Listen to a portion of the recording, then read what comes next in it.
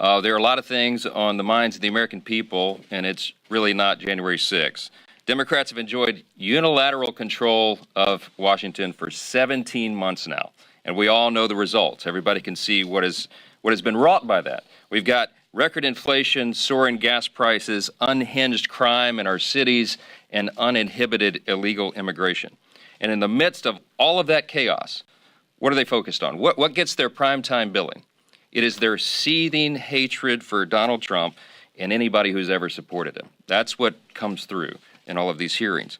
For nearly a year, you got to think about this, the January 6th committee, for almost a year, they have invested thousands of hours, millions upon millions of taxpayer dollars. They've interviewed hundreds upon hundreds of witnesses. They compiled 100,000 pages of documents, and they hired lawyers, consultants, and big network TV producers. All for what? To rehash and replay a moment-by-moment dissection of a terrible event that took place a year and a half ago. They thought the American people would be riveted by their production, but the ratings are in, and we know the truth, that the ratings have proven what everybody else already knew. The American people lived through all that, and they have moved on. They moved on to caring about the issues that actually affect their daily lives.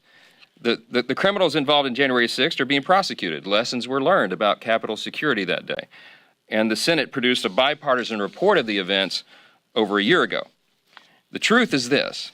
The Democrats could hire an army of broadcast media executives to try to boost their ratings, but it will not change the simple facts. This election will be about three I's and really nothing else: inflation, illegal immigration, and incompetence. The utter incompetence of the Democrats in charge of Washington is on full display now. If the Democrats want to reverse their political fortunes, they need to reverse their policies. But of course, we all know they refuse to do that. And so hardworking American families will continue to struggle as our country becomes less safe, less secure, and less stable by the hour.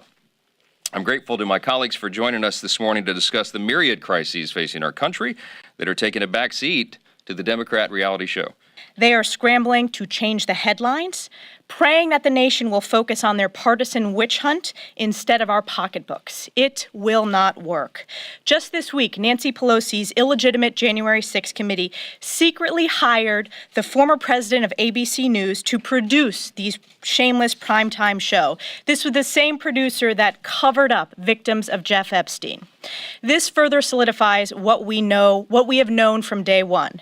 This committee is not about seeking the truth. It is a smear campaign against President Donald Trump, against Republican members of Congress, and against Trump voters across this country.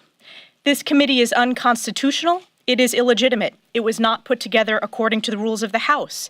It does not serve any true legislative or oversight purpose. And it is not about finding out why Nancy Pelosi left the Capitol so ill-prepared that day. It is designed to punish Nancy Pelosi's political opponents, and it will not prevent another January 6th from happening, and it does nothing to address the numerous crises Americans are suffering from because of Joe Biden and Nancy Pelosi's radical far-left agenda. So while Democrats obsess over this illegitimate hearing, House Republicans will be setting the record straight and telling the truth about lame duck Speaker Nancy Pelosi's sham political witch hunt.